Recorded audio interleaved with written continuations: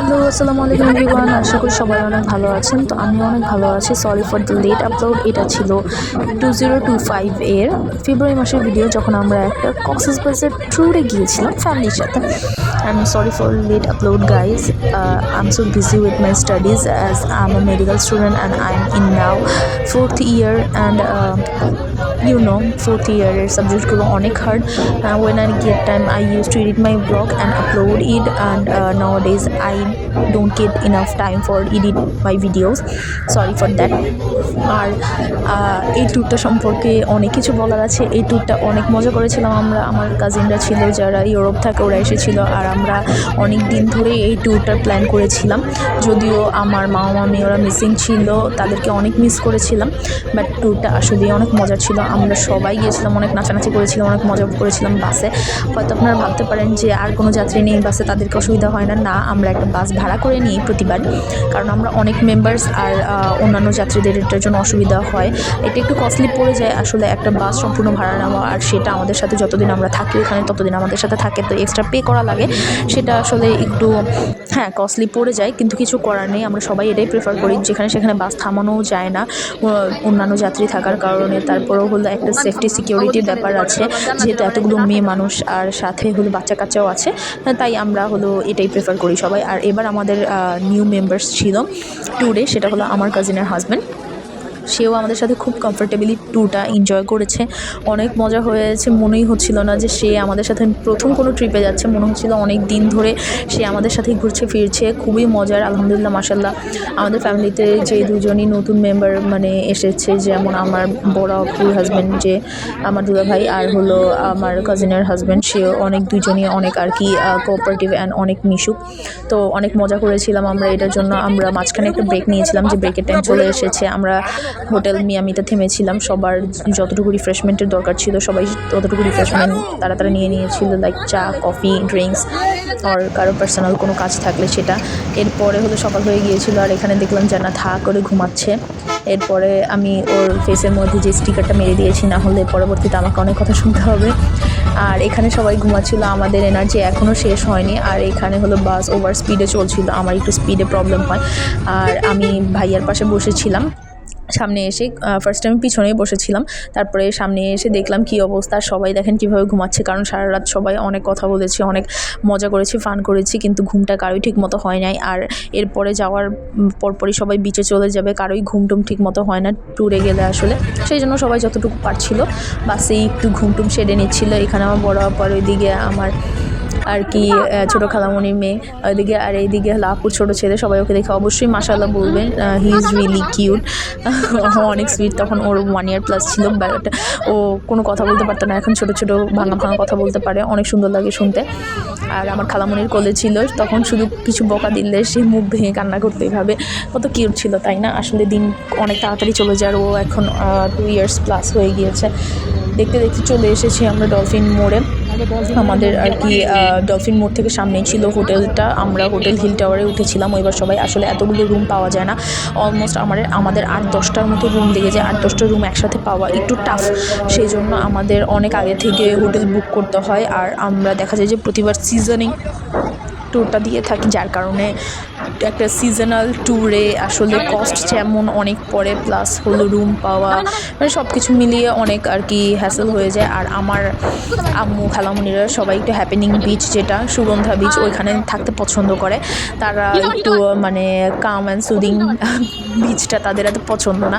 তারা বলে যে মানুষ দেখবো, একটু এটাই ভালো লাগে। আর আমরা সবাই একটু প্রেফার করি যে মানুষ কম থাকবেন, আমরা নিজেদের মধ্যে এনজয় করব। কিন্তু যেহেতু তারা আমাদের সাথে যায়, আর আমরা মেইনলি তাদের কম্প্যানিয়নটা এনজয় করি, তো তারা যেটা বলে আমরা সেটাই করি। এরপরেই তো সবাই বাস থেকে নামছিল আস্তে আস্তে, আর সবার একটানা বসে থাকতে থাকতে কোমরে ব্যথা হয়ে গেছে, কারণ অনেক লম্বা জার্নি ছিল। আর বাস ড্রাইভারকে বলা থাকে যে একটু আস্তে চালাবেন, কারণ হলো আমরা সবাই একটু এরকম ওভারটেকিং এই জিনিসটাকে আর কি অ্যাভয়েড করতে চাই, কারণ এই ওভারটেকিং জিনিসটার কারণে এই অ্যাক্সিডেন্টগুলো ম্যাক্সিমাম টাইম হয়ে থাকে। আমরা এর মধ্যে আর কি এরকম চাই না আর কি। দেশের অবস্থা যেহেতু খারাপ, আর বাস যেখানে সেখানে থামানো যায় না, তো আমরা চাইছিলাম যে আস্তে আস্তেই যাই।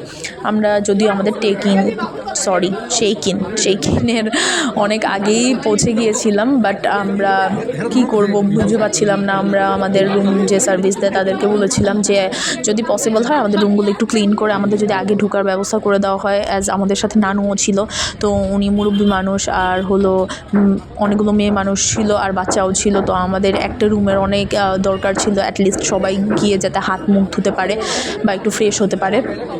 তো তারপরে আমাদের রুম আর কি ম্যানেজ করে দিয়েছিল আর আমরা আমাদের রুমে চেক ইনের অনেক আগেই ঢুকে গিয়েছিলাম। Thanks for that. আর এখানে আমরা একটা রুম নিয়েছিলাম যেটা হলো অনেক বড়, একটা 3টা বেডরুম ছিল এখানে, একটা কিচেন ছিল, একটা ডাইনিং স্পেস ছিল, আর এখানে বেড ছিল একটা রুমে, একটা সিঙ্গেল বেড, একটা ডাবল বেড, আর 2টা রুমে 2টা কাপল বেড ছিল। এখানে হলো একটা ডাইনিং স্পেসে একটা সিঙ্গেল বেড দেওয়া ছিল আর কিচেন ছিল। তো আপনারা যারা অনেকে গিয়ে হলো বাইরে খেতে চান না, তারা রান্না করে এখানে খেতে পারেন, সেই ব্যবস্থাও ছিল। নিজেরা বাজার করে আর কি হাঁড়ি পাতিল কিনে আপনারা এখানে রান্না করে ওইভাবে খেতে পারেন। আর ওয়াশরুমগুলো আমি দেখিয়ে দিচ্ছিলাম, ওয়াশরুমগুলো ক্লিন ছিল, ভালো ছিল।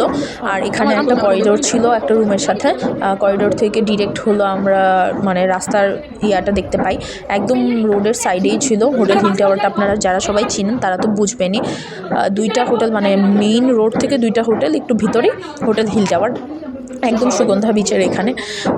তারপরে হলো যে যার যার রুম, আর আমি আপনাদেরকে রুমগুলো একটু দেখিয়ে দিচ্ছিলাম যে রুমগুলো কেমন হবে। আপনার এখানে একটা কাবার্ড পাবেন, একটা বেড পাবেন, একটা অ্যাটাচড ওয়াশরুম, প্রতিটা রুমের সাথে অ্যাটাচড ওয়াশরুম ছিল, তো এটা একটা ভালো ছিল।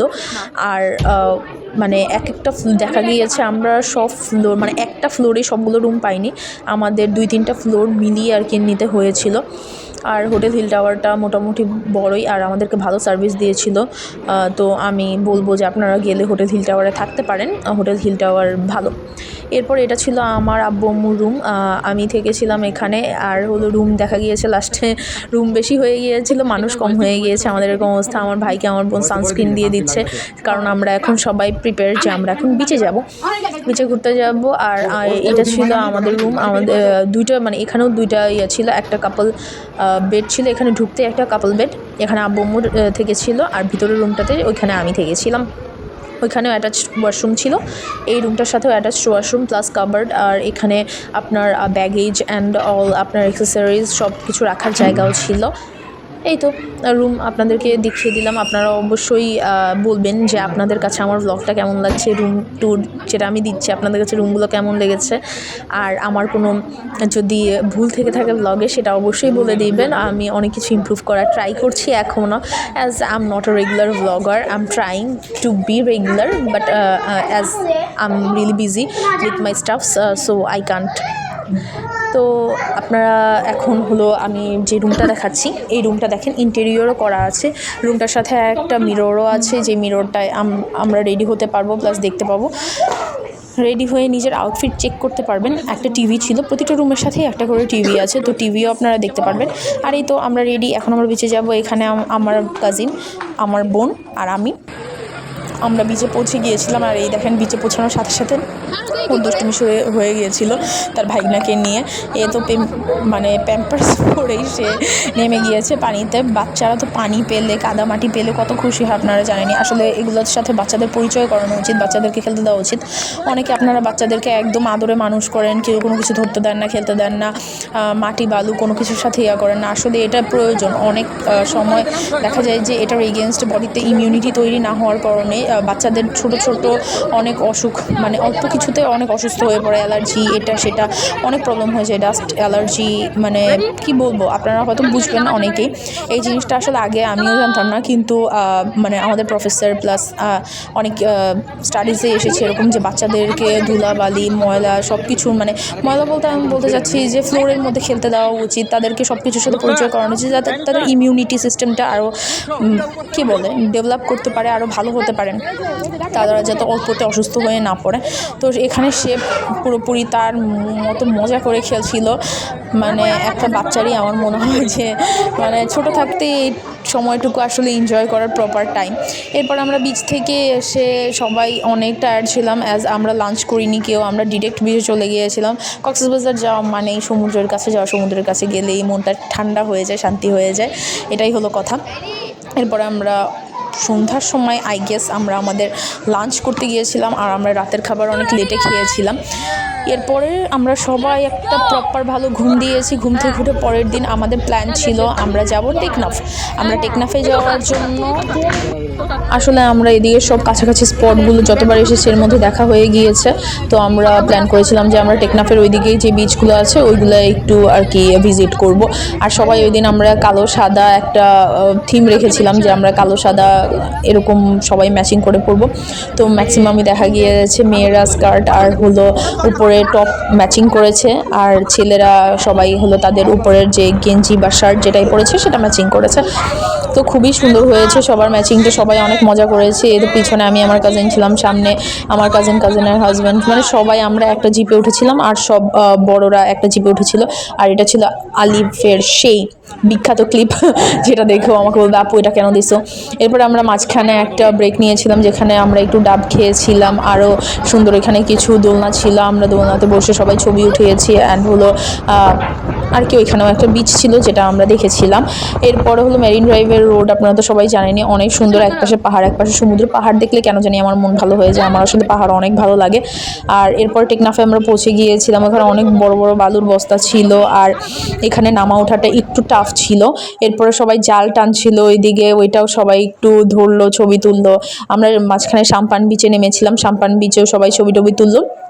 আর এরপরে হলো প্যারাশুট স্পটে চলে এলো, আমরা সবাই প্যারাশুট রাইড করেছিলাম। এখানে আমার হলো সেজো খালু প্যারাশুট রাইড করেছিল। আসলে যাদের আসলে হাইটে প্রবলেম নেই, হাইট ফোবিয়া নেই, আপনারা তারা হলো প্যারাশুট রাইডটা করতে পারেন। এটা আসলে অনেক মজার একটা জিনিস, যে উপর থেকে পুরো সমুদ্রটা দেখা যায়, প্লাস নিজের পা দেখেন মাটি থেকে উপরে, ফিলিংসটাই অন্যরকম, তাই না? তো আপনারা যারা যাবেন অবশ্যই এটা এনজয় করতে পারেন। আর আমরা সম্ভবত এটা প্যাকেজটা ছিল মেবি 2000 করে। দুইটা অপশন ছিল ভিডিও করার, একটা হলো আপনি হাতে নিয়ে ভিডিও করতে পারবেন, ওইটা আপনি পুরোটা আর কি সমুদ্র প্লাস আপনার নিজের ভিডিও, আর যেটা আর কি নিচ থেকে একটা ভিডিও করার অপশন ছিল, তারা হলো নিচ থেকে আপনার ভিডিওটুকু করে দিবে এরকম কি। আমরা হলো দুইটা অপশনই কেউ নিয়েছিল, কেউ আর কি একটা অপশন নিয়েছিল। আমরা সব মিলিয়ে 1700-1800-র মধ্যে আর কি এটা ফিক্স করেছিলাম। আর যেটা হলো একটা মানে কি বলবো, একটা ক্যামেরা দিয়ে যে ভিডিওটা করা হয়েছিল ওইটা আর কি একটু কমে ছিল, আর একটু কমে হয়তো 100 বা 200 টাকা একটু কমে নিয়েছিল। এটা হলো আমার সেজো খালু। তো খালামণি বারবার খালুকে নিষেধ করছিল, অ্যাজ খালুর একটু প্রবলেম আছে, হাইপারটেনশন প্লাস হলো ডায়াবেটিসের। তো খালুকে বারবার মানা করছিল, আর খালামণি ওই জিনিসগুলো ভয় পায় তাই। কিন্তু খালু আর কি অনেক মানে মজার মানুষ, প্লাস হলো সে এইসব জিনিস এক্সপ্লোর করতে, এইসব জিনিস একটু মানে কি অ্যাডভেঞ্চারাস জিনিস অনেক পছন্দ করে, তাই সে আর কি যা এক্সপিরিয়েন্স করেছিল। খালু অনেক আর কি বিদেশে ট্যুর দিয়েছে, আর খালু এই জিনিসগুলো আসলে এক্সপিরিয়েন্স আছে, সেই জন্য খালু এই জিনিসটা অনেক মজা পেয়েছিল। এরপরে হলো আমার ভাইরা করেছিল, যে আমার কাজিন ছিল দুইটা, ওরা করেছিল রাফাত ভাইয়া, সাফাত ভাইয়া। আর এরপরে হলো আমার ছোটো বোনও করেছিল, ও বললো যে অনেক মজা লেগেছে ওর অনেক সাহস আছে, তো ওরা করছিল। আমরা আমাদের দুলা ভাইকেও বলছিলাম করতে, বাট ভাইয়া বললো এগুলো তো আমার তো রেগুলার এক্সপিরিয়েন্স আছে, তো আমার করার দরকার নেই। আজ ভাইয়া নেভিতে চাকরি করে, ভাইয়ার তো সারাদিন পানির মধ্যেই কাজ, কোনো মানে আর কি ভাইয়ার এগুলো নিয়ে কোনো এক্সট্রা মাথা ব্যথা নেই বা এক্সট্রা কোনো ইন্টারেস্ট নেই। এরপরে এই তো দেখেন বড় ভাইয়া কিন্তু অনেক ভয় পায়, কিন্তু বলেছিল ফার্স্টে না আমার কোনো ভয় লাগে নাই, বাট সে পরে বলেছিল তার অনেক ভয় লেগেছে। আসলে এটাই হয়, সে না ভয় পায় কিন্তু সে আসলে বলতে চায় না যে তার ভয় লেগেছে। আর এরপরে এটা ছিল হলো ভাইয়ার ছোট ভাই মানে সাফায়াত। ওকে আপনারা ভাববেন যে আমি আমার ছোট ভাই বলছি, আসলে ও আমার ছোট ভাই না, ও আমার চেয়ে বড়, মানে আমার চেয়ে 1 মাস বা আমাদের দুজনের এজ ক্যাপ 40 ডেজের মতো। ও আমার চেয়ে এরকম বড়, আর হলো তো আমরা তুই করি এরকম করে কথা বলি আমরা একসাথে। আমাদের দেখা যায় যে ফ্যামিলিতে আমরা কখনো মানে আর কি একা বড় হইনি, আমাদের সাথে কারো না কারো আর কি হয়েই যায় যে আমরা একসাথেই বড় হই দুজনের। মানে আমরা দেখা গিয়েছে একা যেই একটা বাচ্চা একা বড় হতে গেলে অনেক কিছু ফেস করতে হয়, এরকম না, আমরা একসাথে বড় হয়েছি, মজা করেছি, খেলাধুলা করেছি। আর আমাদের কাজিনদের মধ্যে জিনিসটা এরকম যে আমরা কখনো মনে করি নাই যে উই আর কাজিন, আমরা সবসময় মনে করেছি আমাদের নিজের ভাই বোনই। তো ওই জিনিসটা আমাদের মাঝখানে নেই বলে হয়তো আজকে আমরা সবাই একসাথে এত মজা করতে পারি, যেটা অন্যান্য ফ্যামিলিতে দেখা যায় না। আপনারা দেখবেন যে অনেক ফ্যামিলিতে এই জিনিসটা আসলে দেখা যায় না। তো চাক এই জিনিসটা আর কি না বলি, আমাদের যেটা ফ্যামিলি বন্ডিং আছে আলহামদুলিল্লাহ, আপনারা সবাই দোয়া করবেন যাতে সবসময় আমরা একসাথে এইভাবে থাকতে পারি। এই জিনিসগুলো নিয়ে আমরা সবসময় সবাই হ্যাপি, আর এই জিনিসগুলো যাতে সবসময় আমাদের মধ্যে এভাবেই থাকে, এটাই আর কি দোয়া করার জিনিস। এরপরে ওই দিন যেটা করেছিলাম, আমরা এই প্যারাশুট রাইডিং শেষ করে আমরা সবাই ব্যাক করেছিলাম হোটেলে। ব্যাক করতে করতে আসলে সানসেট হয়ে যায়। এরপরে আমরা সবাই একটু ফ্রেশ হয়ে আমরা আমাদের খাওয়া দাওয়াটা কমপ্লিট করে এরপরে আমরা আবার রাতেবেলা বিচে গিয়েছিলাম, অনেক মজা করেছিলাম। পরের দিন আমাদের আবার প্ল্যান ছিল যে আমরা হলো মিনি বান্দরবন যাব, আর ওইদিকে কিছু মানে এরিয়া আছে ওইটা কভার করব। আর এর পরের দিন আমাদের প্ল্যান ছিল যে আমরা হলো ব্যাক করবো নারায়ণগঞ্জে। এরপরে আসলে প্যারাশুট রাইডিং শেষই হচ্ছিল না, একজনের পর একজন, একজনের পর একজন। আর আমি ওই টাইমে দেখা গিয়েছে আমি যেহেতু প্যারাশুট রাইডিং করছি না, আমি একটু বিচটা ঘুরে আমি একটু কিছু ফটোশ্যুট করে নিয়েছিলাম। আর এই তো দেখছো কত মজা করছে, একদম পা আকাশে তুলে দেওয়ার পরে যে মানে এক্সপিরিয়েন্সটা, আমাকে সবাই বলছে যে অনেক মজা হয়েছে। আমার একটু হাইটে ফোবিয়া আছে, যার কারণে আমি অ্যাভয়েড করার ট্রাই করি, but now am enough like আমি এই জিনিসটা হ্যাবিট করে নেওয়ার ট্রাই করেছি যে না, ইটস নর্মাল।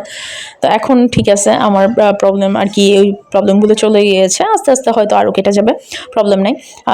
এরপরে কি হলো, আমি কি বলছিলাম, জিনিসটা হলো আমরা খাওয়া দাওয়া করেছিলাম, আর শালিকের খাবার অনেক মজা ছিল। প্লাস আমি যেটা বলতে চেয়েছিলাম যে হিল টাওয়ারে আপনারা কিন্তু রুম নিলে অবশ্যই কমপ্লিমেন্টারি ব্রেকফাস্ট পাবেন, সেটা অনেক ভালো। কমপ্লিমেন্টারি ব্রেকফাস্টে ওরা অনেক ভালো ফুড সার্ভ করে, চা, তারপরে হলো খিচুড়ি, ডিম ভাজা, পরোটা, ভাজি, ডিম ভাজা, এগুলো মানে নর্মাল খাবার যেটা থাকে ভালো। আর ওদের আসলে খাবার অনেক ভালো, হালুয়াও থাকে যেটা আমার অনেক পছন্দের, যার ফলে আমার অনেক ভালো লেগেছিল। এখানে হলো সাফায়াত আর হলো তাওয়াফ খেলা করছিল, এই মেমোরিগুলো আসলে থেকে যাবে। ওরা হয়তো কখনো দেখবে আমার ব্লগে এই জিনিসগুলো, পরবর্তীতে ওরা অনেক এই জিনিসটা নিয়ে ভাববে, আর হলো মন ভালো থাকবে, খুশি হবে। এটা হলো পরের দিনের ফুটেজ। পরের দিনে হলো আমরা সকালবেলা সবাই এসে আগে ব্রেকফাস্ট আর কি করে এসেছিলাম। শালিকে এসে আমরা একটু চা পানি প্লাস হলো একটু জুস টুস সবাই খেয়েছিলাম। আর এখন আমরা উঠে গিয়েছিলাম মিনি বান্দরবনের পথে। এখানে আমার খালামণি ছিল, আমি আর খালামণি আর হলো বড় ভাইয়া, আমরা একটা হলো অটোরিকশা নিয়েছিলাম। আমরা ফিল করতে চাচ্ছিলাম যে অটোরিকশায় আসলে জিনিসটা কেমন হয়। অটোরিকশায় অনেক মজা হচ্ছিল, এক পাশে পাহাড় আর এক পাশে সমুদ্র, আর এই ঝাউ বাগানগুলো তো এগুলো তো বলার বাহিরে, এত ভালো লাগে আসলে। এই রোডটা অন্যরকম, এই রোডটায় গেলে না অটোমেটিক্যালি আপনার মন ভালো হয়ে যাবে। যার সমুদ্র দেখার ইচ্ছা সে সমুদ্রের দিকে তাকিয়ে থাকবেন, আর যার পাহাড় দেখার ইচ্ছা সে পাহাড়ের দিকে তাকিয়ে থাকবেন। আর যার দুইটাই দেখতে ভালো লাগে সে সামনের দিকে তাকালে দুইটা মানে এক পাশে পাহাড় এক পাশে সমুদ্র, ওই দুইটা ভিউ একসাথে এনজয় করতে পারবেন।